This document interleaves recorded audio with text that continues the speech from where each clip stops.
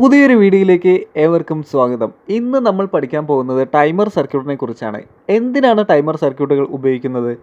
ഒരു പ്രത്യേക സർക്യൂട്ടോ അല്ലെങ്കിൽ മറ്റെന്തെങ്കിലും ഇലക്ട്രോണിക് ഉപകരണങ്ങളോ ഒരു നിശ്ചിത സമയം സെറ്റ് ചെയ്തുകൊണ്ട് ഓട്ടോമാറ്റിക്കായി ഓൺ ആക്കാനും ഓഫ് ആക്കാനുമാണ് ടൈമർ സർക്യൂട്ടുകൾ ഉപയോഗിക്കുന്നത്. ഒരു ടൈമർ സർക്യൂട്ടിൻ്റെ ഏറ്റവും സിമ്പിളായ ബേസിക് സർക്യൂട്ട് അതെങ്ങനെ നിർമ്മിക്കാം, അതെങ്ങനെ വർക്ക് ചെയ്യുന്നു എന്ന് നമുക്ക് ഈ ഒരു വീഡിയോയിലൂടെ മനസ്സിലാക്കാം. ഇതിനായിട്ട് നമുക്ക് ആവശ്യമുള്ള സാധനങ്ങൾ: ഒരു NPN ട്രാൻസിസ്റ്റർ, ഇതിനായിട്ട് BC547 എന്ന ട്രാൻസിസ്റ്ററാണ് എടുത്തിട്ടുള്ളത്. അതുപോലെ ഒരു കപ്പാസിറ്റർ 2200 MFT 25 വോൾട്ട് വരുന്ന ഒരു കപ്പാസിറ്റർ, പിന്നെ ഒരു LED, പിന്നെ 1 കിലോമിൻ്റെ റെസിസ്റ്റർ, 10 ഓമിൻ്റെ റെസിസ്റ്റർ, 56 കിലോമിൻ്റെ ഒരു റെസിസ്റ്റർ, പിന്നെ ഒരു സ്വിച്ചും. ഈ ഒരു സ്വിച്ചിൻ്റെ പ്രത്യേകത, ഇത് പ്രസ് ചെയ്യുന്ന സമയത്ത് ഇതിനുള്ളിൽ കോണ്ടാക്റ്റ് ഉണ്ടാവുകയും അതുപോലെ നമ്മൾ കൈ റിലീസ് ചെയ്യുന്ന സമയത്ത് ആ കോണ്ടാക്റ്റ് നഷ്ടപ്പെടുകയും ചെയ്യും. ഇതാണ് ഈ ഒരു സ്വിച്ചിൻ്റെ പ്രത്യേകത. അതുപോലെ ഇതിന് 4 ലെഗുകൾ കാണാം. അതിൽ 1ഉം 2ഉം ഒരേ കണക്ഷനാണ് വരുന്നത്. അതുപോലെ 3ഉം 4ഉം ഒരേ കണക്ഷനാണ് വരുന്നത്. ഈ ഒരു സർക്യൂട്ടിലേക്ക് ആവശ്യമായിട്ടുള്ള പവർ ഒരു 12 വോൾട്ട് ബാറ്ററിയിൽ നിന്നാണ് നൽകുന്നത്. ഈ ഒരു സർക്യൂട്ടിൻ്റെ ആദ്യ സ്റ്റേജ് എന്ന് വെച്ചാൽ ഒരു NPN ട്രാൻസിസ്റ്റർ അത് സ്വിച്ചിങ് മോഡിൽ വർക്ക് ചെയ്യുന്ന ഒരു സർക്യൂട്ട് ക്രിയേറ്റ് ചെയ്യുക എന്നതാണ് നമ്മുടെ ആദ്യത്തെ സ്റ്റെപ്പ്. ട്രാൻസിസ്റ്റർ സ്വിച്ചിങ് സർക്യൂട്ടിനെ സംബന്ധിച്ചുള്ള ഒരു വീഡിയോ ഞാൻ ഇതിനു മുമ്പ് അപ്ലോഡ് ചെയ്തിട്ടുണ്ടായിരുന്നു. ഈ ഒരു സ്വിച്ചിങ് സർക്യൂട്ടിനെ കുറിച്ച് കൂടുതൽ അറിയാൻ താല്പര്യമുണ്ടെങ്കിൽ ആ ഒരു വീഡിയോ കണ്ടു നോക്കിയാൽ മതി. ഈ ഒരു ടൈമർ സർക്യൂട്ടിൻ്റെ ലോഡായിട്ട് നമ്മൾ സെലക്ട് ചെയ്തിട്ടുള്ള ഈ ഒരു LED ആണ്.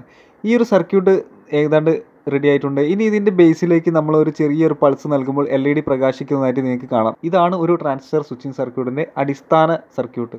ഈ ഒരു ട്രാൻസിസ്റ്ററിൻ്റെ ബേസിലേക്ക് ഒരു പോസിറ്റീവ് പൾസ് നൽകുമ്പോൾ ആ LED പ്രകാശിക്കുന്നത് നിങ്ങൾ കണ്ടില്ലേ? ഇതുപോലെ ഒരു പോസിറ്റീവ് പൾസ് നമ്മളൊരു വ്യത്യസ്ത രീതിയിൽ ക്രിയേറ്റ് ചെയ്തുകൊണ്ട് ഈ ഒരു ട്രാൻസിസ്റ്ററിൻ്റെ ബേസിലോട്ടും നൽകാൻ പോവുകയാണ്. ഇതിനായി നമ്മൾ എടുത്തു വെച്ച സ്വിച്ച് ആദ്യം ബാറ്ററിയുടെ പോസിറ്റീവിലേക്ക് കണക്ട് ചെയ്യുന്നു. അതിനുശേഷം ഈ 10 ഓമിൻ്റെ റെസിസ്റ്റർ ഈ ഒരു സ്വിച്ചുമായിട്ട് ബന്ധിപ്പിക്കാം. ഇനി അടുത്തതായിട്ട് ഈ ഒരു 56Kയുടെ റെസിസ്റ്റർ ഈ ഒരു 10 ഓമിൻ്റെ റെസിസ്റ്ററുമായിട്ട് ബന്ധിപ്പിക്കാം. അതിൻ്റെ മറുവശം ഈ ട്രാൻസിസ്റ്ററിൻ്റെ ബേസിലോട്ടും കണക്ട് ചെയ്യാം. ഇനി ഈ ഒരു സ്വിച്ച് നിൽക്കുന്ന സമയത്ത് LED പ്രകാശിക്കുന്നതായിട്ടും സ്വിച്ച് റിലീസ് ചെയ്യുന്ന സമയത്ത് LED ഓഫ് ആവുന്നതായിട്ടും കാണാം.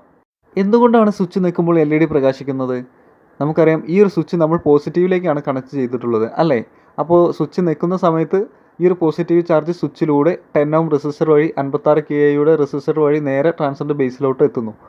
അപ്പോൾ ഈ ഒരു ബേസിലേക്ക് സ്വിച്ച് നിൽക്കുന്ന സമയത്ത് ഒരു പോസിറ്റീവ് പൾസ് അവിടെ കെട്ടിക്കൊണ്ടിരിക്കുന്നു. അങ്ങനെയാണ് ഈ ഒരു LED പ്രകാശിക്കുന്നത്. ഇപ്പോൾ ഈ ഒരു ട്രാൻസിസ്റ്ററിൻ്റെ ബേസിലോട്ട് ഒരു ചെറിയ അളവിലുള്ള പോസിറ്റീവ് ചാർജ് കിട്ടിയാൽ ആ ഒരു ട്രാൻസിസ്റ്റർ ഓൺ ആവുകയും അതുപോലെ ആ LED പ്രകാശിക്കുകയും ചെയ്യുമെന്ന് നിങ്ങൾക്ക് മനസ്സിലായില്ലേ? ഇനി ഈ ഒരു പോസിറ്റീവ് ചാർജ് ഒരു നിശ്ചിത സമയം വരെ കിട്ടുകയും ആ ഒരു സമയം കഴിഞ്ഞാൽ അത് ഓഫായി പോവുകയും ചെയ്യണം. ഈ ഒരു പ്രവർത്തനം നടത്താൻ വേണ്ടിയിട്ട് നമ്മളെ സഹായിക്കാനുള്ള ആളാണ് കപ്പാസിറ്റർ. ഇനി ഈ ഒരു കപ്പാസിറ്ററിൻ്റെ നെഗറ്റീവ് ബാറ്ററി നെഗറ്റീവുമായിട്ടും അതുപോലെ പോസിറ്റീവ് ഈ 10 ഓമിൻ്റെയും അതുപോലെ 56 കിലോ ഓമിൻ്റെയും നടുക്ക് വരുന്ന ജോയിൻ്റ് ഉണ്ടല്ലോ, ആ ഒരു പോയിന്റിലേക്കും കണക്ട് ചെയ്യുക. ഇനി നമുക്ക് ഈ ഒരു സ്വിച്ച് ഒന്ന് പ്രസ് ചെയ്ത് നോക്കാം. കണ്ടില്ലേ? ഇപ്പോൾ പ്രസ് ചെയ്ത് നമ്മൾ കൈ എടുത്ത് കഴിഞ്ഞപ്പോഴും ഈ ഒരു LED പ്രകാശിച്ചുകൊണ്ടിരിക്കുന്നു. എന്താണ് ഇപ്പോൾ സംഭവിച്ചത്? നമുക്കറിയാം, ഈ ഒരു സ്വിച്ച് പോസിറ്റീവിലേക്കാണ് കണക്ട് ചെയ്തിട്ടുള്ളത് അല്ലേ? അപ്പോൾ സ്വിച്ച് പ്രസ് ചെയ്യുന്ന സമയത്ത് എന്താവും? ഈ ഒരു പോസിറ്റീവ് ചാർജ് സ്വിച്ച് വഴി 10 ഓം റെസിസ്റ്ററിൽ എത്തുന്നു. 10 ഓം റെസിസ്റ്റർ കഴിഞ്ഞിട്ട് നേരെ പോകുന്നത് കപ്പാസിറ്ററിലോട്ടും അതുപോലെ 56 കിലോ ഓമിൻ്റെ റെസിസ്റ്ററിലോട്ടുമാണ്. 10 ഓം റെസിസ്റ്റർ എന്ന് വെച്ച് കഴിഞ്ഞാൽ ഒരു ലോ വാല്യൂ റെസിസ്റ്ററാണ് അല്ലേ? ഈ ഒരു റെസിസ്റ്റർ ഉണ്ടാക്കുന്ന വോൾട്ടേജ് ഡ്രോപ്പ് വളരെ കുറവായിരിക്കും. അപ്പോൾ അത്യാവശ്യം പവറുള്ള ഒരു പോസിറ്റീവ് ചാർജ് 10 ഓം വഴി എന്ത് ചെയ്യും?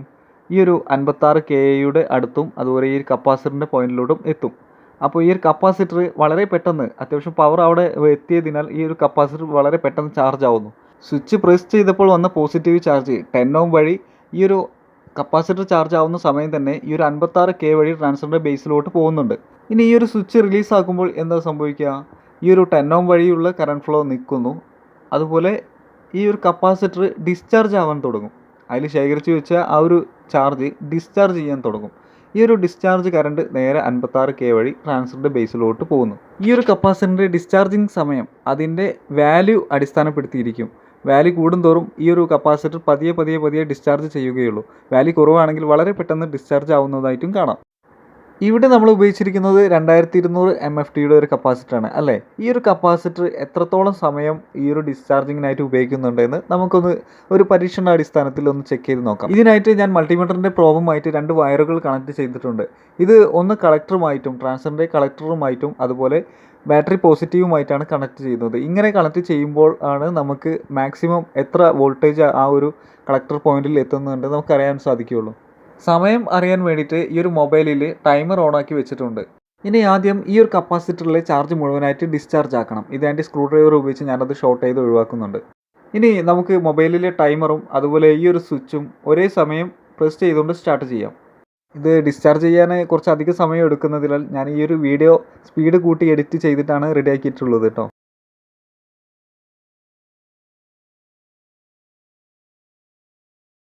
ഇവിടെ കാണാൻ കഴിയുന്നത് ഏകദേശം 3 മിനിറ്റ് ആയപ്പോഴാണ് ഈ ഒരു ട്രാൻസിസ്റ്ററിൻ്റെ പൂർണ്ണമായിട്ടും സ്വിച്ചിങ്ങിൽ നിന്നും അത് ഡൗൺ ആവാൻ തുടങ്ങിയത്.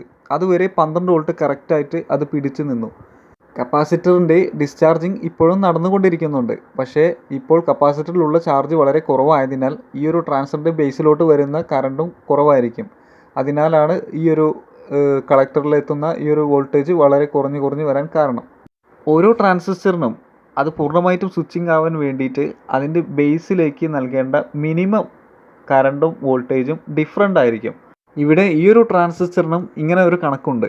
അതിൻ്റെ താഴോട്ട് ഈ ഒരു വോൾട്ടേജും കറണ്ടും കുറഞ്ഞ് വന്നപ്പോഴാണ് ഈ ഒരു 12 വോൾട്ട് ഡൗൺ ആവാൻ കാരണം. ഇങ്ങനെ ഒരു സർക്യൂട്ട് നിർമ്മിക്കുമ്പോൾ നമുക്ക് ആവശ്യമായിട്ടുള്ള സമയം സെറ്റ് ചെയ്യാൻ വേണ്ടിയിട്ട് ഈ ഒരു കപ്പാസിറ്ററിൻ്റെ വാല്യൂ കൂട്ടുകയോ അല്ലെങ്കിൽ കുറയ്ക്കുകയോ ചെയ്താൽ മതി. കപ്പാസിറ്ററിൻ്റെ വാല്യൂ കൂട്ടുകയാണെങ്കിൽ ഈ ഒരു 10 ഓം റെസിസ്റ്റർ വാട്ടേജ് കൂട്ടുകയും അതുപോലെ ഈ ഒരു സ്വിച്ച് കുറച്ചും കൂടി ആംപിയർ കൂടുതലുള്ള ഉപയോഗിക്കുകയും വേണം. ഇവിടെ ഈ ഒരു 10 ഓം റെസിസ്റ്റർ ഉപയോഗിക്കാൻ കാരണം ഈ ഒരു കപ്പാസിറ്ററിലേക്ക് സ്വിച്ച് ഡയറക്റ്റ് കണക്ട് ചെയ്യുകയാണെങ്കിൽ അവിടെ ഒരു സ്പാർക്ക് ഉണ്ടാവാനുള്ള സാധ്യത കൂടുതലാണ്. ഇത് ഈ ഒരു സ്വിച്ചിനുള്ളിൽ കരി പിടിക്കുകയും അത് കംപ്ലൈൻ്റ് ആവാനും കാരണമാകും. ഈ ഒരു പ്രശ്ന പരിഹാരത്തിനാണ് ഇവിടെ ഒരു 10 ഓം റെസിസ്റ്റർ അവിടെ കൊടുക്കാൻ കാരണം. ഇത് ഒരു ടൈമർ സർക്യൂട്ടിൻ്റെ ഏറ്റവും സിമ്പിളായിട്ടുള്ള ആദ്യ സ്റ്റെപ്പാണ്. ഇനി ഇതൊന്ന് കുറച്ചുകൂടി അഡ്വാൻസ്ഡ് ആയിട്ട് ചെയ്യുകയാണെങ്കിൽ ഈ ഒരു കപ്പാസിറ്ററിൻ്റെ ഈ ഒരു വാല്യൂ ഉപയോഗിച്ചുകൊണ്ട് തന്നെ ഇനിയും ദൈർഘ്യം നമുക്ക് കൂട്ടിയെടുക്കാൻ സാധിക്കും. അതിനായിട്ട് ഉള്ള സർക്യൂട്ടുകളും നമുക്ക് ചെയ്തെടുക്കാൻ സാധിക്കും. അതുപോലെ ഇവിടെയുള്ള ഈ ഒരു LED-യും ഈ ഒരു 1K റെസിസ്റ്റർ മാറ്റിക്കൊണ്ട് ഈ ഒരു കളക്ടർ പോയിന്റിലും ഈ പോസിറ്റീവിലും ഒരു റിലേ കണക്ട് ചെയ്യുകയാണെങ്കിൽ നമുക്ക് ഹെവി ആയിട്ടുള്ള ഉപകരണങ്ങൾ വരെ ഈ ഒരു ടൈമർ ഉപയോഗിച്ചുകൊണ്ട് പ്രവർത്തിപ്പിക്കാൻ സാധിക്കും. ഇത്തരം ബേസിക് സർക്യൂട്ട് നിർമ്മിക്കുമ്പോൾ ഈ ഒരു ട്രാൻസിസ്റ്ററിനെ അപേക്ഷിച്ച് മോസ്ഫെറ്റ് ആണ് കുറച്ചുകൂടി ബെറ്റർ ആയിട്ട് എനിക്ക് തോന്നിയിട്ടുള്ളത്. കാരണം മോസ്ഫെറ്റ് ഉപയോഗിച്ചിട്ടുള്ള ടൈമർ സർക്യൂട്ടിൽ കപ്പാസിറ്ററിൻ്റെ ഡിസ്ചാർജിങ് വളരെ സ്ലോ ആയിരിക്കും. അതുകൊണ്ട് ഒരുപാട് സമയം നമുക്ക് ഈ ഒരു ഔട്ട്പുട്ട് കിട്ടാൻ സാധിക്കും. ട്രാൻസിസ്റ്റർ സർക്യൂട്ടിനെ അപേക്ഷിച്ച് സെയിം കപ്പാസിറ്റർ ഉപയോഗിച്ചുകൊണ്ട് മോസ്ഫെറ്റ് ഉപയോഗിച്ച് നിർമ്മിക്കുകയാണെങ്കിൽ കുറച്ചുകൂടി സമയം നമുക്ക് കിട്ടാൻ സാധിക്കും. അതിനെ സംബന്ധിച്ചുള്ള ഒരു വീഡിയോ തയ്യാറാക്കണമെങ്കിൽ നിങ്ങൾ താഴെ കമൻറ്റ് ചെയ്താൽ മതി. അതുപോലെ ഈ ഒരു സർക്യൂട്ടിൽ ഈ ഒരു ലോഡ് നിശ്ചിത സമയം കഴിയുമ്പോൾ ഓഫ് ആവുന്ന രീതിയിലാണ് സെറ്റ് ചെയ്തിട്ടുള്ളത്. ഇനി നമുക്ക് നിശ്ചിത സമയം കഴിയുമ്പോൾ ഓൺ ആവുന്ന രീതിയിലും ഈ സർക്യൂട്ട് മാറ്റിയെടുക്കാൻ സാധിക്കും. അതിനെ സംബന്ധിച്ചുള്ള ഒരു വീഡിയോ തയ്യാറാക്കണമെങ്കിൽ നിങ്ങൾ ഒന്ന് കമൻറ്റ് ചെയ്താൽ മാത്രം മതി. വീഡിയോ ഒരുപാട് ലെങ്ത് ആയി പോകും, അതുകൊണ്ടാണ്. അപ്പോൾ പുതിയൊരു വീഡിയോയിൽ കാണുന്നത് വരെ ഗുഡ് ബൈ.